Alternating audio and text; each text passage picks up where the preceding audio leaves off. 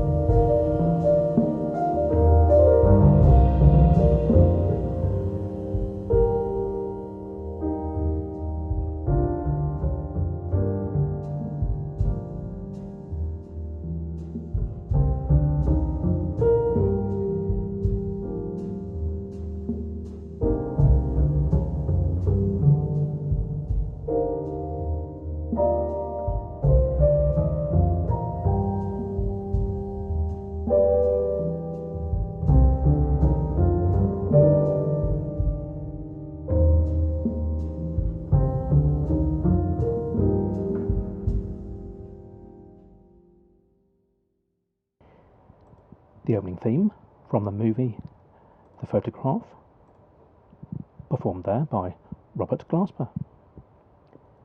And he's on at Lafayette, King's Cross, this Sunday, the 8th of March. And also this Sunday, the Undercover Hippy will be performing at Green Note in Camden Town. We'll have more from the Green Note venue later on, but first, from Hippy to Zippy. This week's special guest has worked very closely with Zippy over many years. He's puppeteer Ronnie LeDrew. He's also worked with many other characters over the years, and we spoke to Ronnie to find out about his life and career. Here's the story. Okay, so I'm here today with Ronnie LeDrew, puppeteer with many years in the industry. Hi Ronnie, how are you? I'm very well, thank you. Nice to be here. It's great to have you on the show, and we look forward to hearing all about your career over the years. Thank you. Well, shall I start, I suppose, at my beginning? Yes. Or my professional beginning, anyway. Okay. I started as a 15-year-old, believe it or not, at the Little Angel Theatre in Islington, North London, and it's probably London's only sort of built theatre for puppets that is around. We've got the Puppet Barge, which is a wonderful boat in Little Venice, but the Little Angel started in 1961. Still going now? Still going strong now, absolutely wonderful, yeah. And I went along in about 1963, I think the first time, I think I was 14 or something then, and saw a wonderful show called The Little Mermaid, which was marionettes, string puppets, and perfect show for marionettes, mermaids swimming around, and the prince coming down from a shipwreck and the mermaid falling in love with him. I mean, absolutely wonderful. Lovely lighting, lovely presentation, beautiful music. And I had already been dabbling a bit as a kid with puppets. My background was that I was born in Canada, but we moved over here a long time ago, and my parents had a council flat, believe it or not, in South London. and we all lived there, of course. Yes. And I did I had a couple of they're quite famous puppets now. They're collectibles, but Pelham puppets. They were puppets you could buy. I think we bought one from Hamleys in Oxford Street or somewhere. But we had about 3. We didn't have very many of them. I mean, I don't want to say they were expensive, but for us they were a little bit expensive to buy. But anyway, I put on shows in the summer holidays with my sister. In the flats, basically, and we lived on the first floor. The stairs going up to the second. It was a perfect sort of auditorium, or a raked auditorium, I should say, for the kids to sit on. And I had an upturned table, I had a wind-up gramophone, and we did marionette shows. Well, when I say marionettes, 3 puppets, dancing to 78 recordings, probably Gracie Fields, and so orchestral music I wanted, but I think we could. I was given these 78 records or whatever they were, RPM, and basically they were Victor Sylvester, I seem to remember, and Gracie Fields and old things. So a bit weird, really, a mixture of stuff for me, anyway. But anyway, we did it, and the kids seemed to like it. I had some glove puppets as well. Yeah. So anyway, I started doing that, and so I was quite interested. I thought, this is quite fun. They seem to like it. And then I bought what you call a Pollock's Toy Theatre, which is a little model theatre. And I went to it was at the shop then was in Monmouth Street. This is, I say, in the 60s. And it was basically, there was a not a big exhibition, but an exhibition of puppets, which the archivist of the British Puppet and Model Theatre Guild, sounds very grand, it's a really lovely organisation. In fact, as a 14-year-old, I joined it, and now I'm president, so it's a bit amazing, really. But anyway, I went there, I met the archivist, a lovely man called Tom Howard in those days, and he was setting up some string puppets, some old Victorian marionettes and some other stuff. There were sort of trick figures and very interesting. Anyway, he said, well, if you're interested in puppets, come along to the Puppet Guild. And I said, oh, I'd love to, but where is it? And it happened to be having meetings at Vauxhall, which isn't far from Stockwell, South London, where I lived. So I thought, oh, fantastic. So after school, I think it was Tuesday evening, 7 till 9 or something, and I went along. And it was great meeting all these different puppeteers. And a lot of them were quite famous. I didn't really know. I mean, they were just sort of grey-haired gentlemen, basically. And then this is 14 years sort of saying, well, can I have work of your puppet, please? And all this sort of stuff. And they were, they were fairly friendly and very chatty. And eventually, they told us all about, or told me anyway, about this puppet theatre that newly opened, and they were all going to go and visit it because there was a world puppetry organisation called Unimar, and they were going to have a meeting there because they were going to set up a British section of it. Anyway, I thought I could go along with them. I think they hired a mini coach or something. Sadly, there wasn't room for me when I turned up, but the Australian puppeteer, and she'd come over from Australia to sort of be part of this delegation going to visit the theatre and setting up the Unimar British section. Anyway, she said, look, don't worry, I'll take you to the Little Angel, another time, because, she could see I was a bit disappointed. Anyway, went along, as I said, saw the Little Mermaid, and then after that, I went along a few times and asked if I could sort of show people to their seats or just be a part of the thing. And very sweetly, there was only about 5 people working there at the time. John Wright, his wife, and several other people, and an apprentice as well working there. So they're all doing the show, and they did everything, basically. They did the box office, they did the coffees in the interval, they showed people their seats, and all the rest of it. Anyway, so I did that. I think I sold programmes or something or other. I think there was sixpence or something like that in those days. Anyway, it was so exciting. And then I gathered a sort of courage and asked John Wright, who was the founder director of the theatre, if he sort of would think about having another apprentice. By that time, his first apprentice was sort of chief puppet operator. He'd sort of been there since about 1962, so he'd had a year or 18 months or something sort of working. Anyway, he said, well, yes, we can think about it. You're obviously very keen and blah, blah. But the only thing is we won't be able to afford to pay you any money because basically we've got nothing, we're living on literally. We're, at the time, they were sort of trying to get more and more audiences to come to it because Islington isn't, nowadays Islington is really well known and there's plenty of theatres. Everyone knew about Sadler's Wells, but of course there wasn't the Armida, there wasn't the Union Chapel, there wasn't the King's Head, there wasn't any of those wonderful venues, Yes. and so taxi drivers didn't know where the Little Angel was or right. anything like that. So, and it was, Islington, where's that? I mean, it was a bit like that. Yeah. Anyway, I went home and I said to my parents, Mum, I've had this interview with John Wright, and he said, yes, I can, join the Little Angel. That would be great, because I was thinking of leaving school, although I had actually said I was going to do an exam or something. You could leave school at 15, by the way, in those days. Yes. Anyway, my father was a teacher, and he sort of said, "Oh, and how much are they going to pay you for yours?" And of course, I had to let out the dreaded secret that I wasn't going to get paid, but they were going to teach me, for services rendered to the theatre. Right. Anyway, they went off into the kitchen, my parents. And I thought, oh no, they're going to have a little chat. My whole livelihood is at stake here. Anyway, it felt like half an hour. It was probably about 2 minutes. They came back, and my mother had a twinkle in her eye and said, yeah, okay, we've decided we'll let you have, 6 months. Yeah. And we'll somehow afford to pay your fares to the Angel and stuff like that. And so that's what I did. And I joined the company. Sadly, my father died about 6 months after that, rather quick, suddenly. Right. So, but they gave me £2 a week. Now, this was way back in 1964 by then. Yeah. So perhaps the pound was worth a little bit more money. But anyway, I just had an amazing time. I learned how to work with string puppets. Of course, it wasn't just string puppets in the theatre. They used glove puppets, rod puppets, shadow puppets, all the different kinds.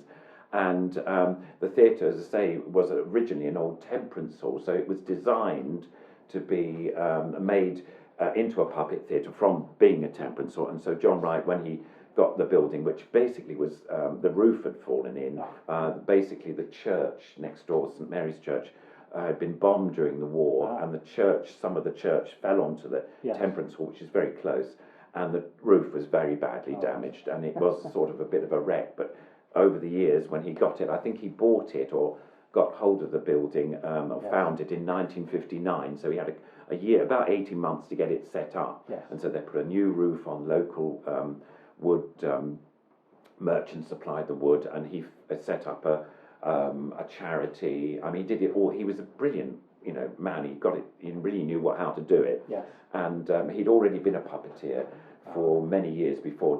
I think he started just before the war. So he'd had a set of puppets. He was a brilliant carver of marionettes, absolutely beautiful. So they made them at the centre? Yeah, they made them. I mean, originally the workshop was a little shed behind the theatre, but eventually, as the years went on, they acquired the workshop, which was a joiner's who actually made the seats for the Little Angel. But he retired, and John Wright discovered in the sort of way that you do that he'd actually owned the workshop as well and the cottage next door, and so he moved into the cottage. There was fun enough, the original lady who was the sort of, what do you call it, she was looked after the building when everybody was away, sort of thing, made sure everything was okay. And she then eventually went into an old people's home or something, and John Wright and his wife sort of took over the cottage permanently, and Lindy, sadly John Wright died in 1991, but Lindy his wife is still around. She lives in the cottage still, and she still owns the workshop at the present anyway.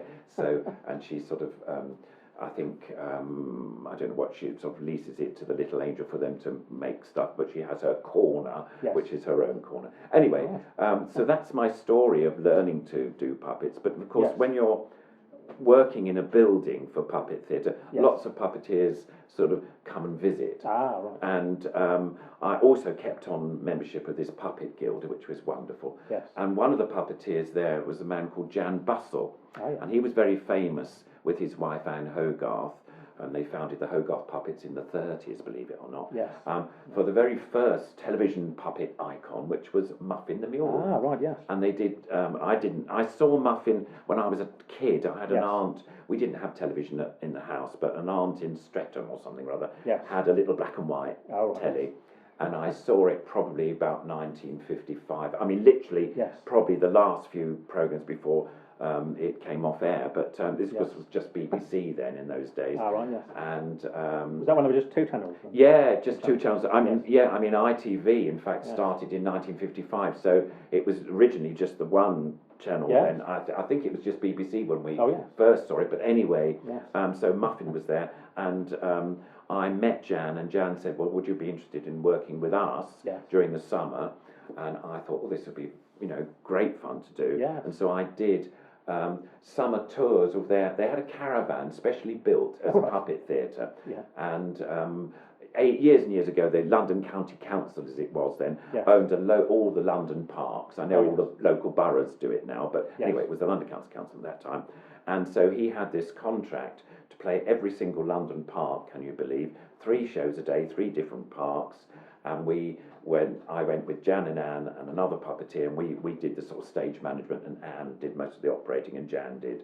Yeah. But we did do a little bit, and that was wonderful. I mean, I went round, he had a Jeep, and he pulled the caravan along, and we had our jobs to set it all up. So had you done your 6 months by that stage? I had done my 6 months by that stage. Yes. So it was my next job on. Right. Yes. And then I carried on working with Jan I think I did 2 summer seasons with him, which was wonderful. Yes. But I still remained loyal to the Little Angel. It was quite funny, and so I did performances when I could at the Little Angel as well. Oh, right. But again, I'd met other puppeteers. I mentioned a lady called Violet Philpott. Well, her So husband. that sounds like it's very much a melting pot then, the theatre. Absolutely. Yes, Everybody went there because, it was the only building at the time that puppet theatre was continually being performed. So it's the ideal place to learn your craft. Absolutely.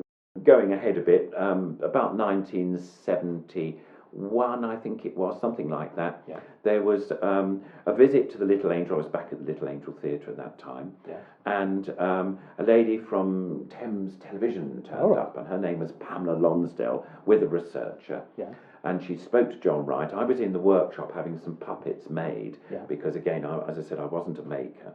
And she said, I'm doing this program. It's a preschool program called Rainbow, and we need a couple of puppets made. And we came to you because you're the owner of this theatre, and obviously you've been very well established. And John said, well, yes, that's very nice, but I don't think we've got time. I'm running the theatre. I've got, I won't have time to make puppets for you. Yes. But we can put you in touch with people. But sadly, it's something that I can't take on just at this time. Yes. Anyway, while he was chatting with Pamela, the researcher was walking around the workshop, as they do. And I had a set of puppets on the workshop table, and I had a couple of makers, and they were making finishing touches to them. And one of them was the show that I called was called the Hubble Bubbles, and one of them was Grumble Bubble. And he was a bit like a brown potato shaped character, a bit strange, and little black eyes, but a zip for his mouth.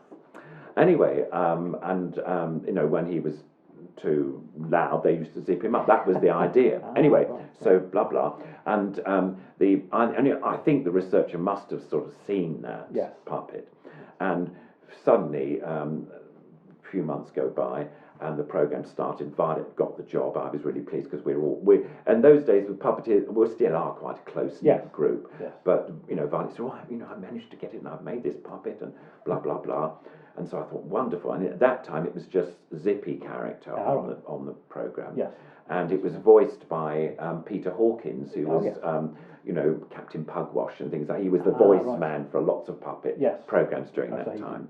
And so he did Zippy's voice at that time, and Violet did the puppet, and there were a couple of other little puppets called Mooney and Sunshine, which are quite sweet. Anyway, Zippy was there, and I thought, oh, how funny, this puppet with a zip. Oh, well, I said, well, that's nice, and I just thought, well, how nice, whether or not it's a fluke, or whether they just decided this would be a good thing when the researchers saw that, I do not know, but I love that sort of story. I think, oh, well, I may have a little tiny part in it. Anyway, time went on. Sadly, in those days, early television days, when preschool programs were fairly new, because the idea that preschool programs started was because Sesame Street had been on Channel 4, and the educational people said it's a lovely programme, but the spellings are all very different. Theatre and some of the pronunciations are very different, and we're encouraging too much Americanisms, for the and so I think independent companies could make their own programmes,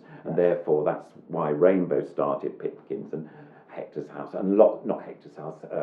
I can't remember the names of them all, but all the different ones, all the different companies made their own. Yes. And so it's quite interesting actually. They set up their programs, and then anyway, Rainbow was on for a bit. That was the brief history of that, how Rainbow started. But Violet Blesser, who were doing the programs, it was quite uncomfortable, and you never really complained because you didn't do that much sort of steady television. You did the odd television show, which I did with The Little Angel, but you were in there, did your thing, and then you went out. This was regularly while the series was on, sort of 5 days a week. Anyway, and so she sadly did something to her back, like a disc went or something, and so she was unable to carry on working the puppet. So they got another puppeteer in. He did the puppet, and then he eventually got involved with working in television. He was a friend of mine, actually, from The Little Angel. He'd set up his own company, and he phoned me up and said, Ronnie, would you be interested in taking over from Rainbow, working Zippy? I've got to do other puppet commissions. He was a brilliant maker as well as a performer. And so he didn't really have the time to spend...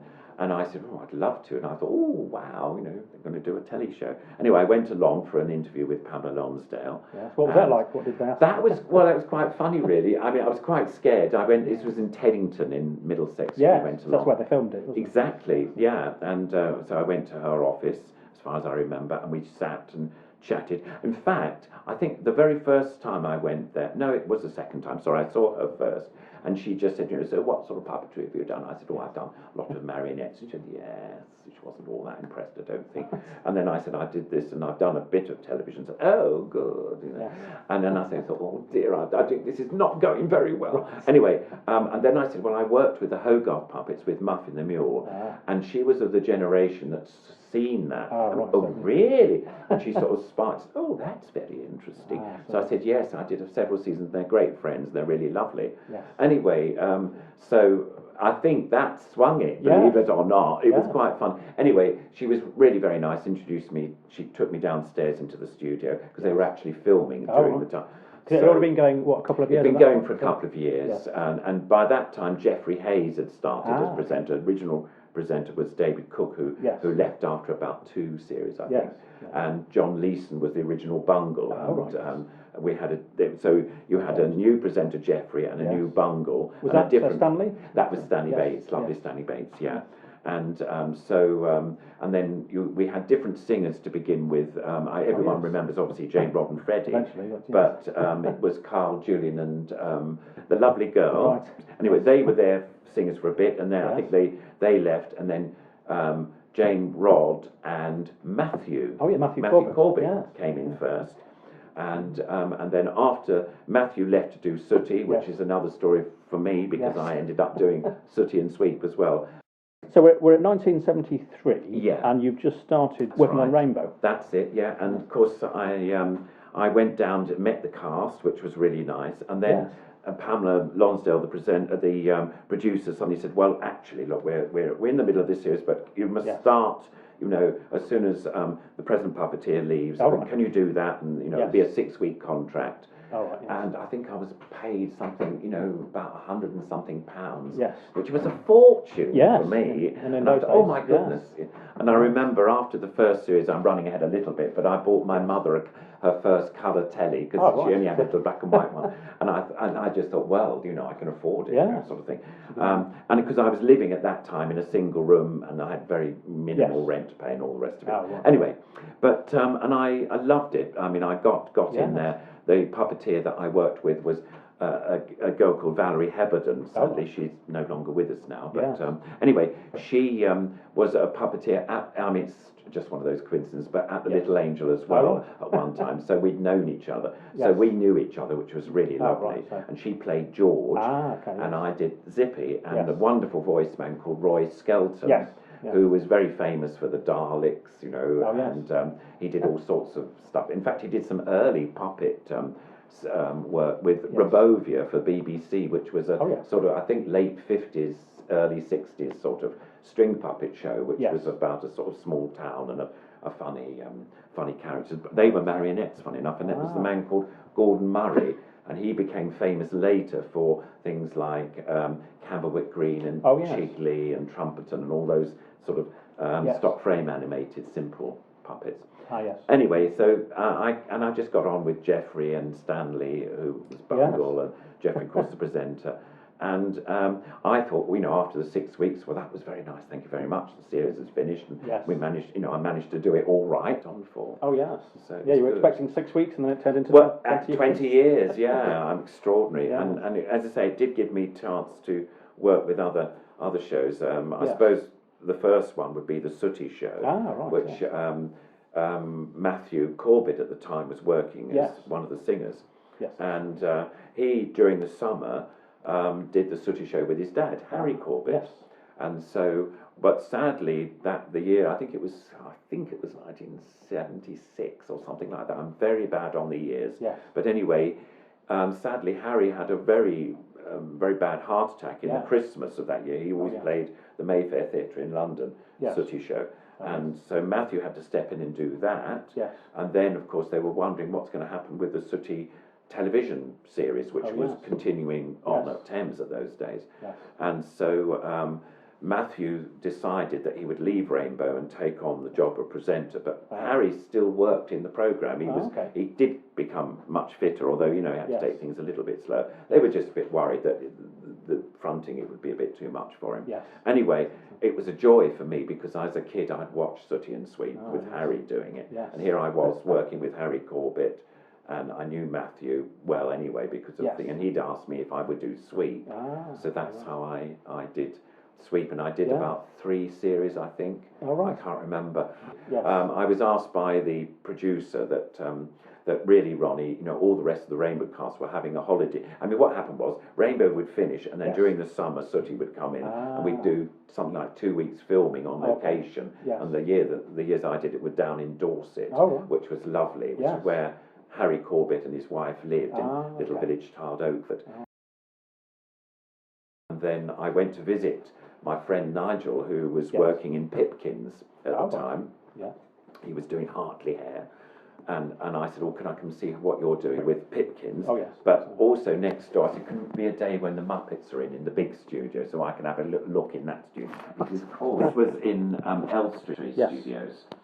Well, sorry, ATV, not BBC. BBC were doing EastEnders across the road. I always get confused there. But it was BBC's Elstree Studios in those days, and there was Pipkins was in a slightly bigger studio, I think, than ours. But then the big studio, Muppet Show, was being filmed. You know, the telly one, and I went in there with a friend. We watched it. I mean, there wasn't the audience. I mean, it was all done, but amazing to see that. And then. Little did I know that I heard that there was auditions for. They'd made while they were doing the Muppet Show. They did a few years, obviously. There was that some sort of English franchise of the Muppet? Well, yes, Lou Grade. So Lou Grade, had said, "Look, come over to this country, Mr. Henson, Jim lad, and make your Muppet shows." Because they tried to sell it in America. This idea of the Muppet Show. I mean, he was fairly well known in America already. He'd done lots of commercials and various appearances on loads of shows, and he'd got his group of puppeteers already. But CBS, I think, one of the American channels, had turned it down. The idea of an all puppet thing, they didn't think it would work or something. I don't know what their reasons were. But Lou Grade, obviously, all these various companies said, "Oh, come over to England, we'll have you." Oh, I think it sounds like a really good thing. And so Lou Grade took them over and I think they said, you can make, 6 series or something. I don't know what the contract was. And anyway, they ended up doing that. The Muppet Show, it became sort of, worldwide. It was sold everywhere.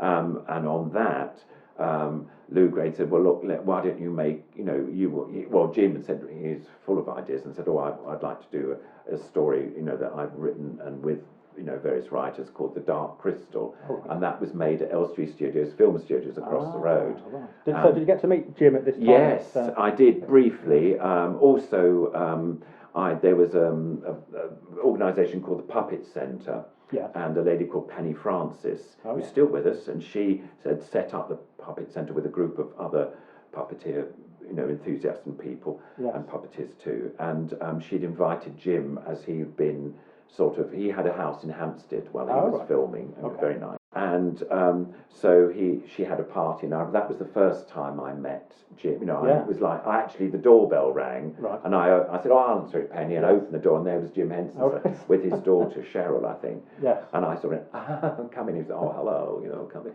And I was, oh, it's Jim Henson.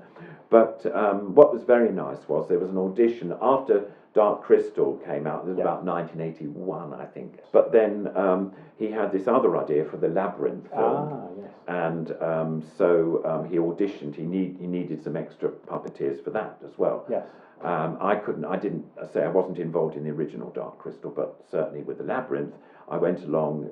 He got an audition where I think it was about 40 people all came to this church hall in Hampstead, and I had a little beaver puppet which I can show you. And this little beaver, hi there, I'm the beaver. And I was told you could either do a little act or you could do a 5-minute or a little improv thing. So I sort of did a little improvisation. Oh, hi. And I thought, well, I have to be American. I suppose they'll probably, But anyway, I did it, and they sort of said, oh, don't call us, we'll call you. And I went out of the room, and I remember going down the street going, ah! I was screaming because I'd never auditioned up until that point. Right. I'd always got a job following on to the next one. It'd be it was such a small world. They said, oh, we know you, yes, you should be all right to do this, and as it happened, I did get a call, and in those days, we were literally from day one all the way to the end of it, and that was, I think it was about 2 months or so. It was quite a long time, but on and off, which was fine, it was fine. I mean, I still did my other sort of puppetry bits and pieces. So would Jim be directing on the day? Labyrinth, certainly he was directing. That was his film, and his son Brian Henson, was assisting chief sort of puppet wrangler, puppeteer. He did. Is it Hoggle? Do you remember Hoggle in Labyrinth? The funny goblin sort of. It was the very first time that they had quite a lot of radio operated stuff. But there was Ludo, who's his great big monster character, and that was a guy inside on sort of. He was tall enough, but he also had sort of like a mini stilts on that. It was quite extraordinary. And then we had a real dog it was a lovely sort. I call him the Dulux dog. And then the puppet one. And Kevin Clash was working him, I remember, because. We were just goblins and things like that. In the background, friends going into the house, all these puppets, and we were doing those going. And I remember that scene and doing puppets sort of at the table. And of course, it was on a big Michael and the table and all the props and stuff was on a sort of rostrum quite high, and we were at the bottom at the side, lifting the puppets up, so we were hidden. You'd never know that, of course.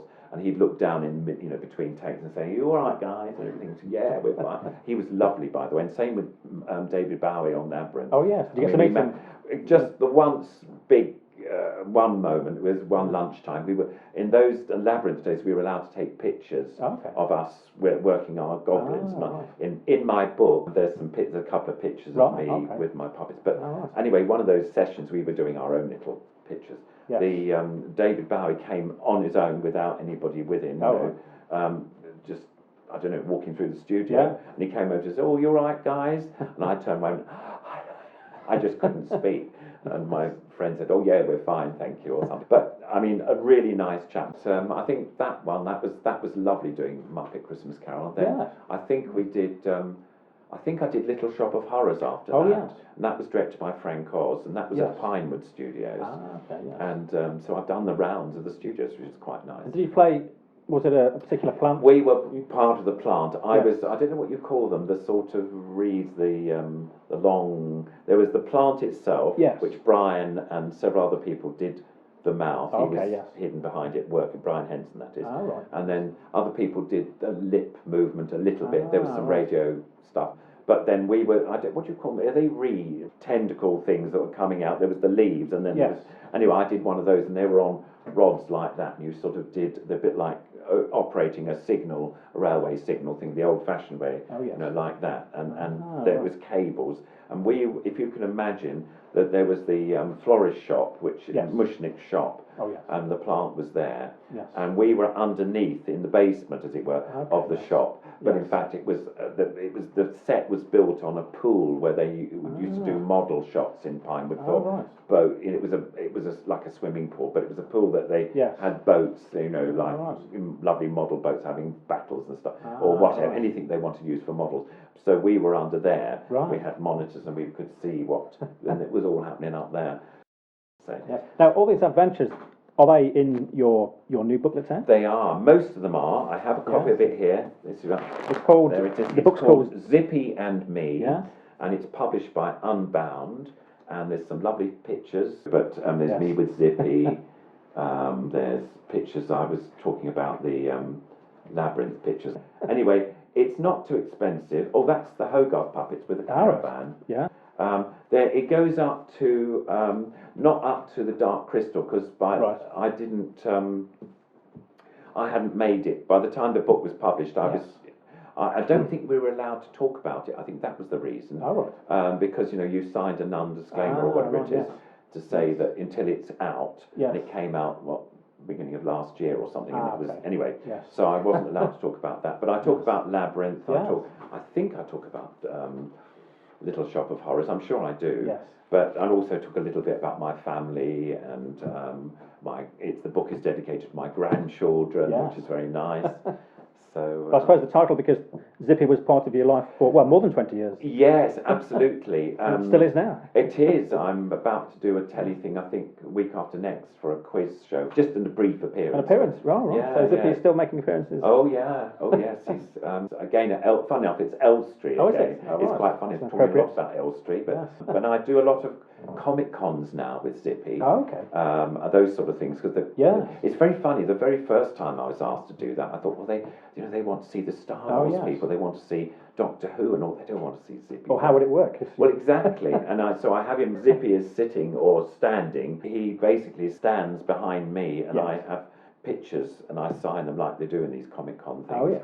And but people did, and I sat there and I'm thinking, oh dear, I don't know whether anybody will come to me.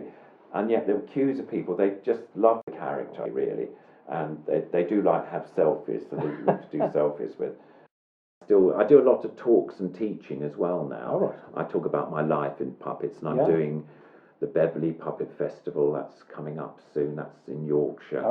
I've got quite a few Comic Cons. I'm doing in April. I'm doing the Science of Cinema, which is basically a whole lot of people. Various people working on television that do different sort of stuff. There's Ardaman, somebody from Ardaman is coming to talk about stop frame, Wallace and Gromit probably. And then a couple of actors who have been in Doctor Who or whatever it is. And then there's me talking about Zippy and stuff, and we sign our things and from the various, sort of aspects, and that's in Stoke-on-Trent. That'll be in April. Okay, Ronnie, well, thanks so much for joining us today, and before we go, you've actually brought some special guests. I have, yes. Now, first of all, Zippy wants to say a few things. Hello, I'm here. Oh, I like it here, Howard. It's very nice. I like your studio. It's ever so posh. Oh, thank you, Zippy. Well, it's great to have you on the show, Zippy. Yes, but I want to say something too. Oh, George, why did you interrupt? I was in my full element. Well, I wanted to say hello, everybody. It's you. Hello, George. Well, it's very nice to see you too, and very nice, Zippy. Thank you very much. But I tell you what, we've got somebody else. I don't know. We'd like to make a surprise visit, actually. And this is Sooty. So say hello, Sooty. Oh, gosh, he whispers in my ear, by the way, everybody. But I know. You're what was that, Sooty? No, is Sweep here as well? Oh, wonderful. Oh, Sweep, can you come here? I want you to say hello to Howard and Camden Town Radio.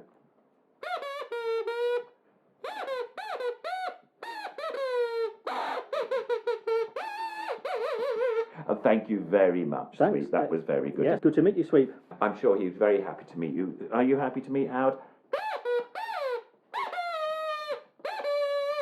He's a bit shy, actually. Oh, right. And so is Sooty as well. Is it? Oh, yes, Sooty's very shy, but, well, Yeah. actually, he's not all that shy, but he just, at the moment, he's just waving his magic wand, Izzy Yes. Wizzy, let's get busy, and off he goes. But And thank you. Zippy's certainly not shy. Oh no, I'm not shy. Oh no, I like being on the radio.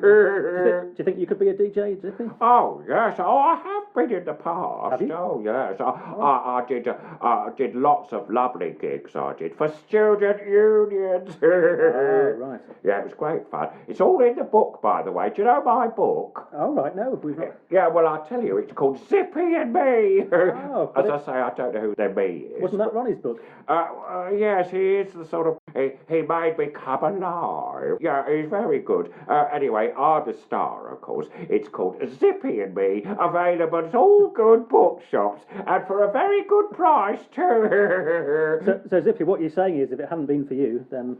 Oh, they would have been a Ronnie Ledrew. No. I mean, I'm the most brilliant puppet in the whole world, as you know. Well, Zippy, do you want to help us out with the catchphrase here? Oh, yes, what's your catchphrase? Well, it's keep rocking, Zippy. Oh, yes. Keep rocking! Bye! It's a rainbow, baby. Just like you, it drives me crazy. From D, the top B, the main Z, it's rainbow.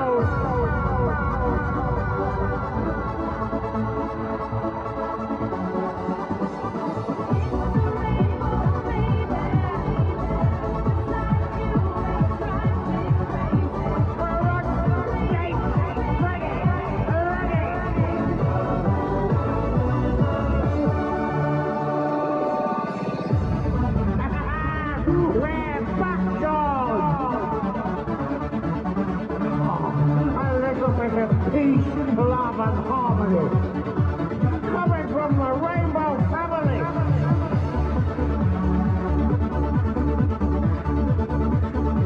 For Rock Day 20.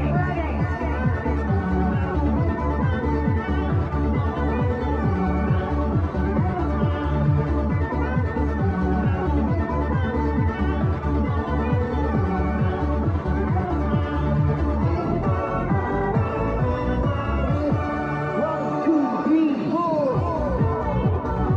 Bring up the band. Rock Day 20.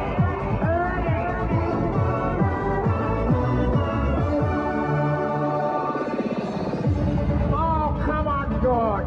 Turn it up. 1, 2, 3. What color are you seeing? Oh, George.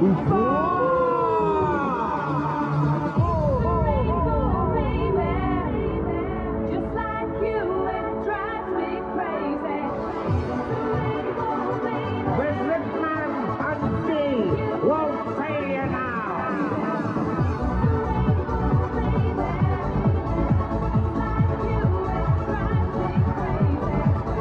Rock Day 20.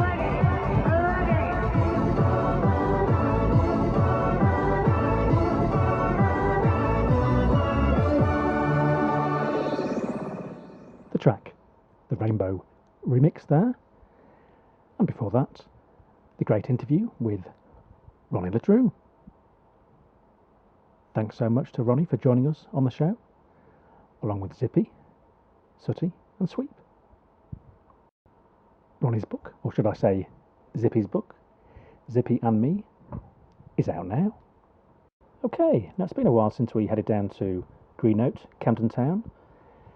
I think it's about time, this Monday, the 9th of March, we head down there once again. Who knows where the time goes?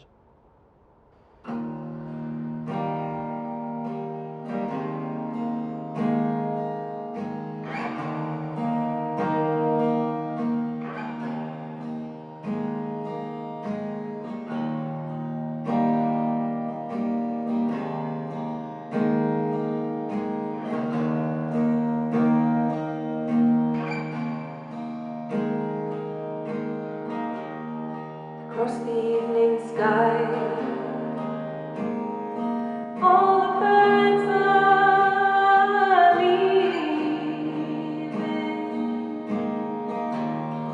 but how can they know it's time for them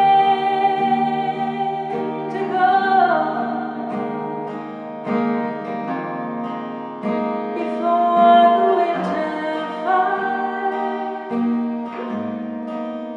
I shall still be dreaming.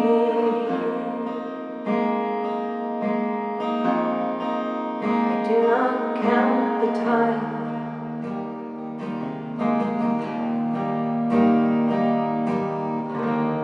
For who knows where the time goes? Who knows where the time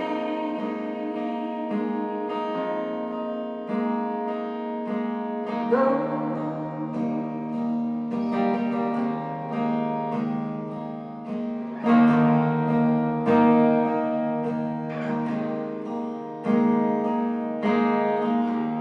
Sad, deserted shore,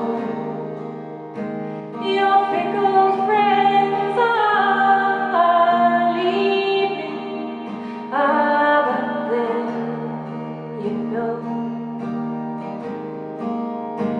it's time for them to go. I shall still be here. I have no thought of leaving. I have no thought of time.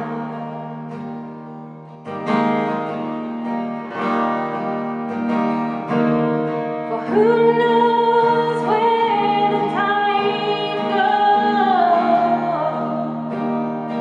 Who knows where the time goes?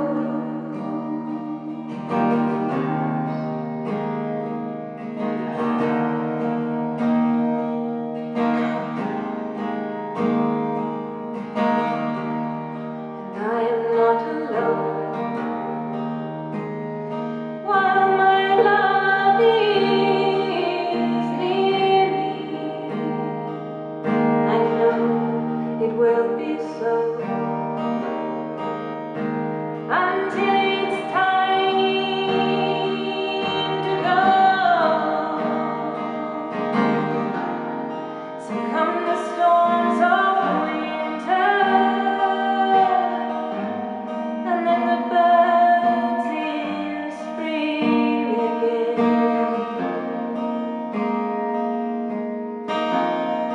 I have no fear of time.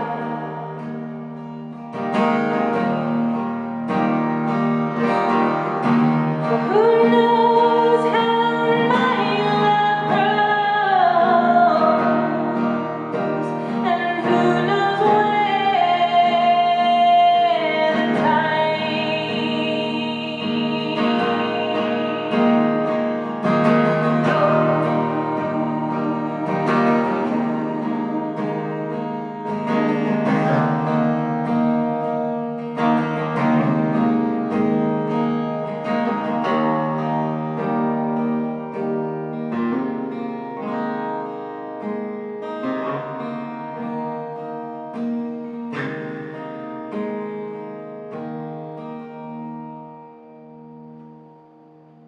The track, Who Knows Where the Time Goes?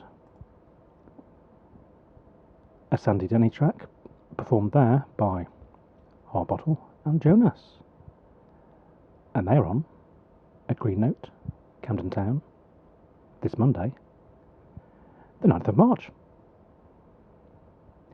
Now, this Tuesday, the 10th of March, Brittany Spears is not in Camden Town, but Brittany, how it is. But we Christians ought not ever intentionally misjudge.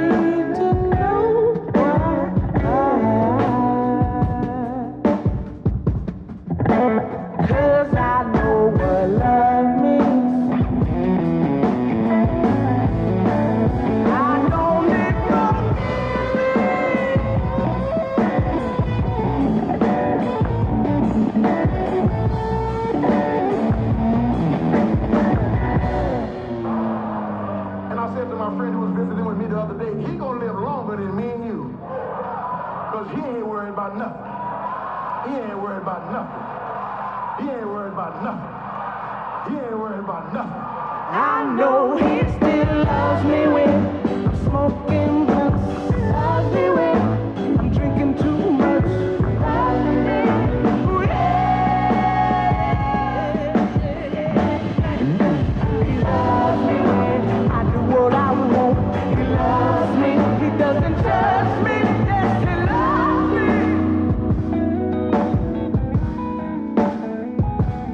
Somebody does not come from your opinion of that dog.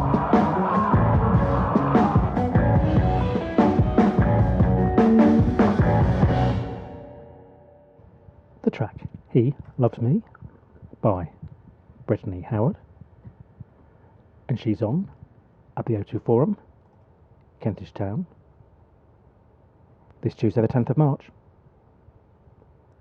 Okay, so we're through to midweek. What's on this Wednesday the 11th of March?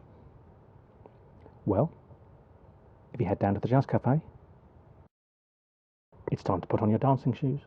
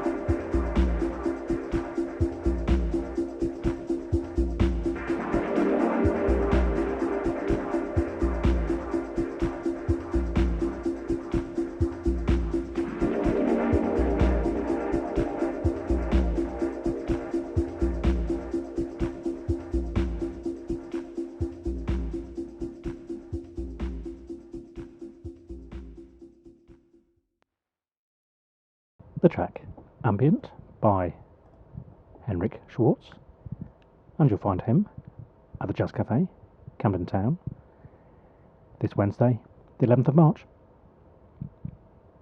Okay, now this Thursday, I think it's about time you headed down to the Roundhouse once more. And this week, the band Half Moon Run are on.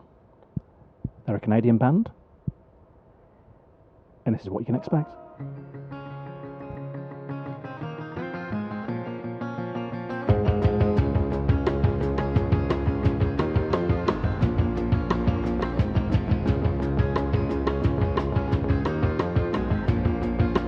Turn your love way up inside.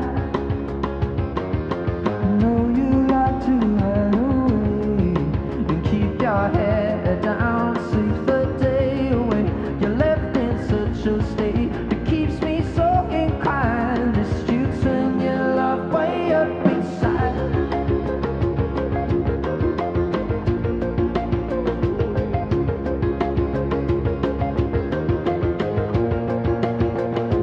Now we got back, but don't you want it more? A little too soon, still a little bit soft. If I could make that point, we could get to the bottom. It's just you turn your love way up inside. There was always something more to make it true. I used it, baby. I don't feel as strong, just singing my own songs. And I used to, baby.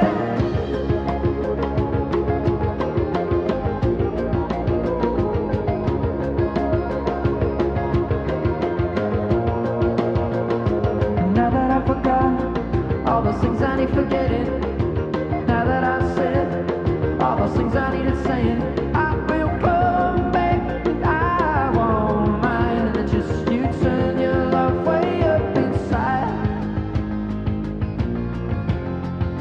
to making it true.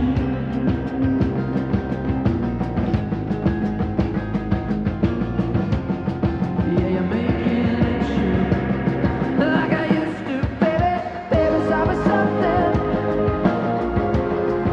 to make it true. I used to, baby. And I don't feel as strong, just singing my own song.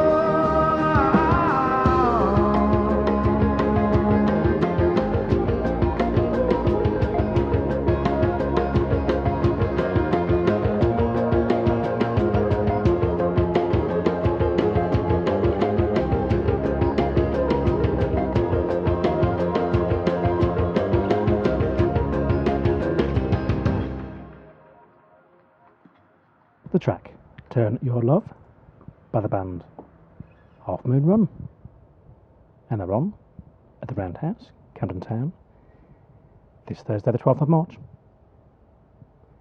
Okay, so we've made it through to Friday the 13th of March. And what better thing to do on a Friday night than head down to the Dublin Castle, Camden Town. That's where you'll find Alex Ohm, or you may want to go to Scala King's Cross, and that's where you'll find tours.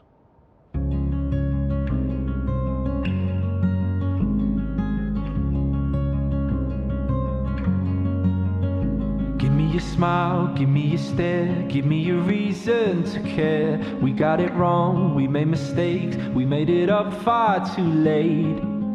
You're telling me why, you're telling me off, you're telling me anything at all. Maybe you're right, maybe I need you, I know. It's hard letting go when you love what you hold. It's harder to know what you want till it's gone. She says this is the way that it goes. Oh, you know what you want and you don't. Oh, this is the way that your heart never lies every time. So listen while we're young. Nobody knows. No. This is the way that it goes.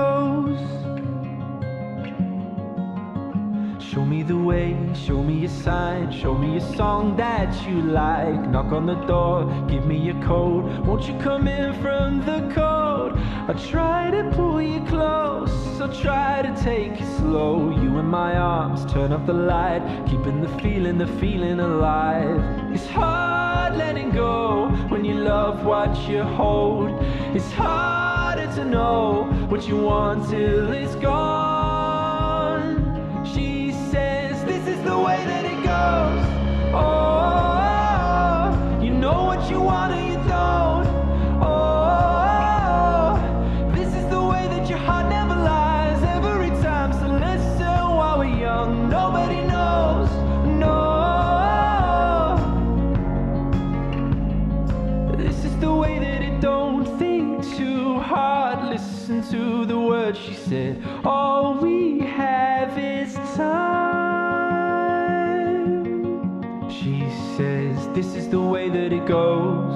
Oh, you know what you want and you don't.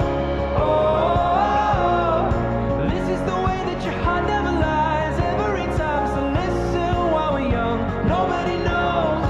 No, this is the way that it goes.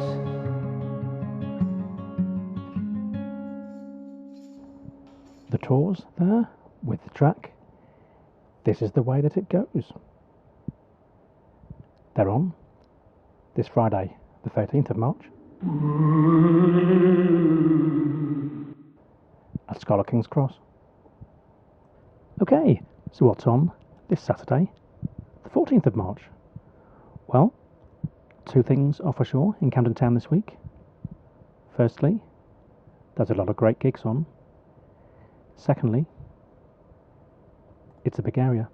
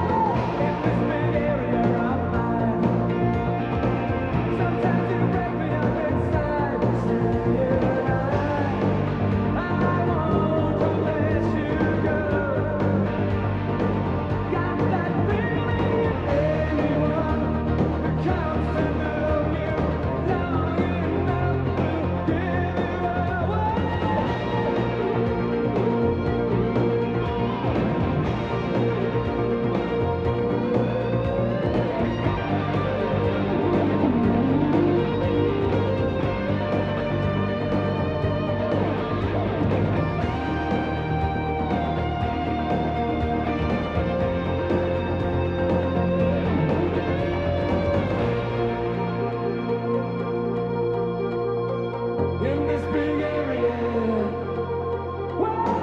In this big area of mine. Sometimes you break me up inside. Say I want to let you go. Got that feeling that anyone who comes to know you long enough will give it up. Sometimes you break me up inside. In this big area of life, say I want to let you go.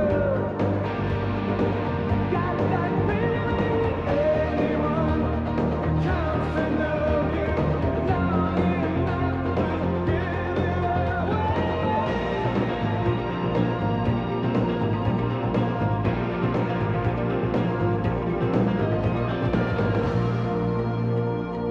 I was taken by surprise. I was shattered by your eyes, breaking down something so right and so fine.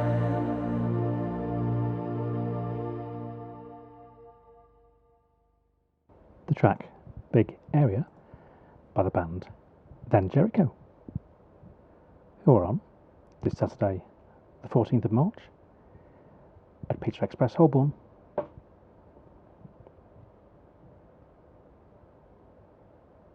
Well, thanks again to our special guests this week, Ronnie LeDrew, Zippy, Sooty, and Sweet. We'll be back next week. Until then, have a great week and keep rocking. Just like you, it drives me crazy. With Rickman Hunty, won't fail you now.